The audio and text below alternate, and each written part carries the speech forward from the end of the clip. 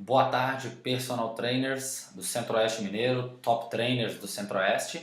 Hoje é dia da gente falar um pouco sobre treinamento concorrente, tá? A junção do exercício físico aeróbio e do exercício físico resistido dentro de uma mesma sequência, de um programa de treino. Não precisa ser no mesmo dia, mas se você treina exercício físico aeróbio, se você prescreve aeróbio durante a semana e prescreve o resistido durante a semana, a gente está falando de treinamento concorrente. Então, vamos focar aqui na hipertrofia, depois eu faço um outro vídeo focando no emagrecimento para vocês, para a gente não ficar com esse vídeo muito longo, tá legal?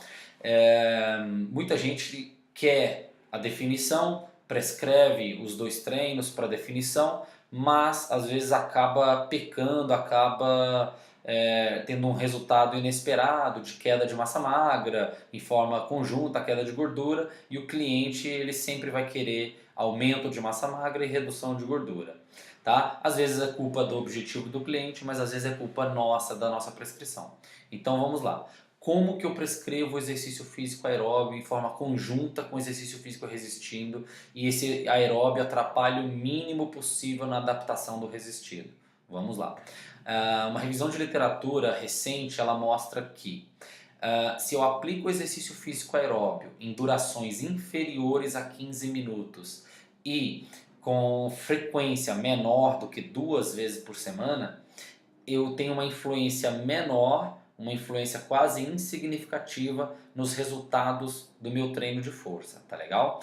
Então a ideia é, se eu quero focar na hipertrofia, esse aeróbio ele tem que ser secundário, esse aeróbio ele precisa ser menor do que 2 vezes por semana, a frequência dele, e ele precisa ter uma duração inferior a 15 minutos. Se a duração é inferior a 15 minutos, obviamente eu vou optar pelo HIIT, eu vou optar pelo intervalado de alta intensidade para gerar de fato algum resultado no questão aí do metabolismo das gorduras, tá legal? Pós-treino, não durante. Esqueçam exercício físico aeróbio durante, metabolizar gordura durante o treino. Esqueçam isso, isso não existe, acabou essa ideia é muito antiga e já foi batida na literatura científica, tá? Então, pensando aqui na frequência, legal. Agora tem a segunda dúvida. Eu coloco antes, eu coloco depois, então a gente pode aí comentar um pouco sobre a biologia molecular. Hoje a educação física ela já avançou nos estudos científicos da biologia molecular, então nós temos vias de sinalização intracelular que correspondem ao exercício físico aeróbio e vias de sinalização intracelular quando a gente executa o exercício resistido. E são justamente essas vias que uma inibe a outra quando a gente associa os dois tipos de exercício físico, tá legal? Então quando eu faço aeróbio, o exercício físico aeróbio ele vai inibir, a via ativada pelo aeróbio vai inibir algumas vias do exercício físico resistido. E aí a literatura me mostra que se eu faço o aeróbio antes ou depois, isso vai depender da treinabilidade do indivíduo. Se quem você está treinando é uma pessoa extremamente com histórico de musculação, é o ferreiro de origem, não interessa se esse aeróbio vai ser antes ou depois, não vai influenciar a sinalização intracelular dessa pessoa. Se essa pessoa que você está treinando ela tem um histórico muito forte de treinamento aeróbio, aí esse treinamento aeróbio ele sinaliza muito forte negativamente no quesito do resistido.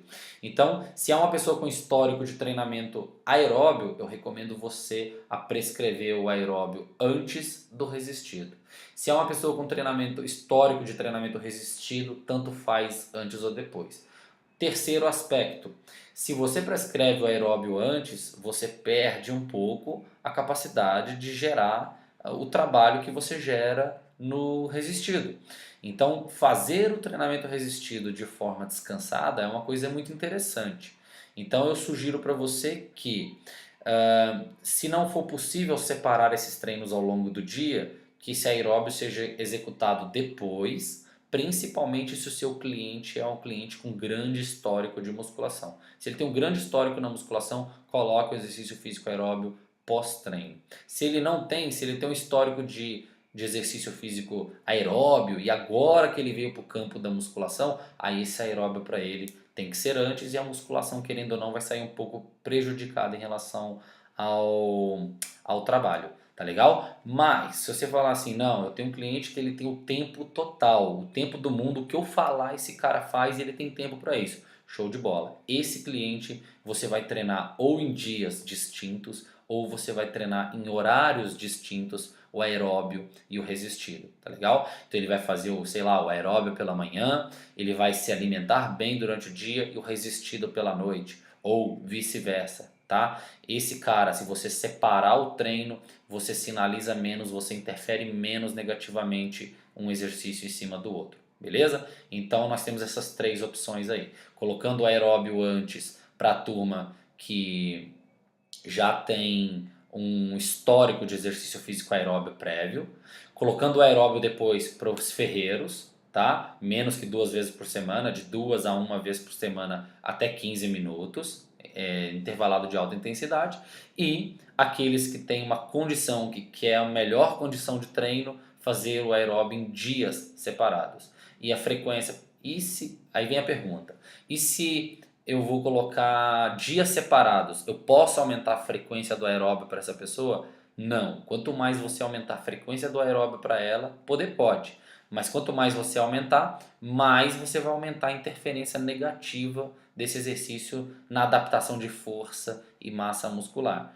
Então, para aqueles que querem hipertrofia, não tem segredo, não tem jeito. Eu vou ter que, no máximo, 2 vezes por semana, incluir esse exercício físico aeróbio de altíssima intensidade, de forma intervalada e de curtíssimo tempo para não atrapalhar esses resultados de força e hipertrofia muscular, beleza? Então, para a galera que quer definição, vai aí uma dica de prescrição de exercício físico. Valeu, galera!